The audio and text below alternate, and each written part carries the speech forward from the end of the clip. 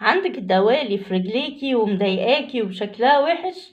النهاردة هنعمل مع بعض وصفة طبيعية سحرية هتشيل كل الدوالي اللي موجودة في القدمين، بس تعملي الوصفة زي ما هقولك عليها. يلا بينا نشوف وصفتنا عبارة عن ايه. السلام عليكم ورحمة الله وبركاته. اهلا بيكم في قناة دنيتي لايف. اللي اول مرة يشوف القناة ياريت يدوس اشتراك ويفعل الجرس وما تنسوش اللايك. النهاردة هنعمل وصفة طبيعية سحرية ان شاء الله لعلاج دوالي القدمين. دوالي القدمين بتيجي يعني اكتر ناس بتجيلهم الستات، خصوصا المتزوجات وكمان اللي بيقفوا كتير. يعني بتجيلها لما بتبقى واقفة كتير في المطبخ، الحمل والولادة بتيجي الدوالي، بيبقى مرض في القدمين.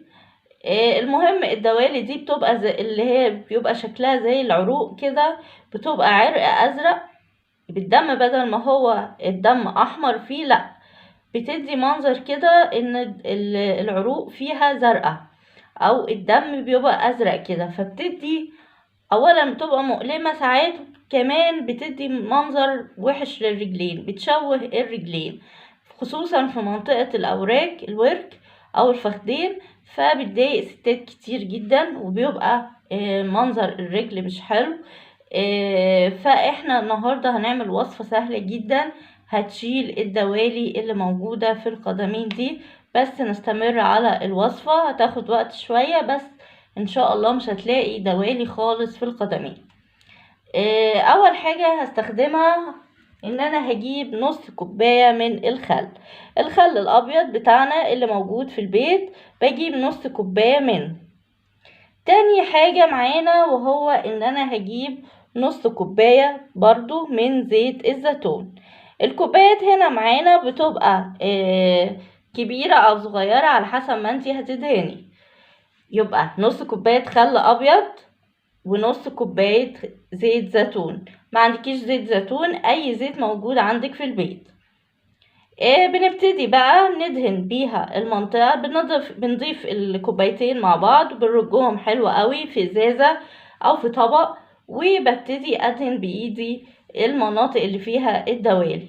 بدهن 3 مرات، بستمر ان انا ادهن الوصفة بتاعتنا دي 3 مرات في اليوم، مرة في الصبح ومرة في نص اليوم مرة بالليل، زي ما انت تحبي.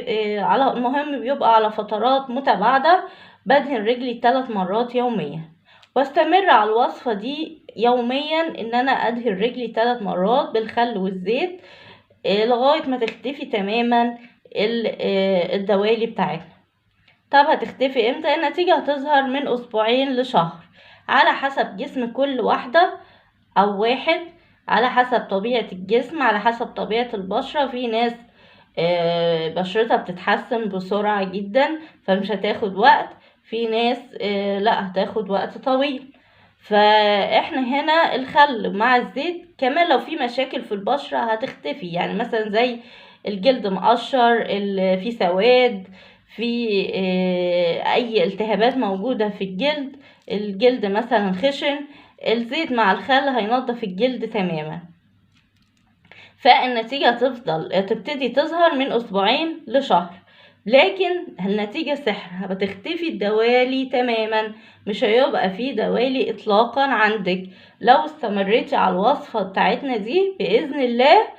يعني في اسبوعين مش هنلاقي دوالي خالص.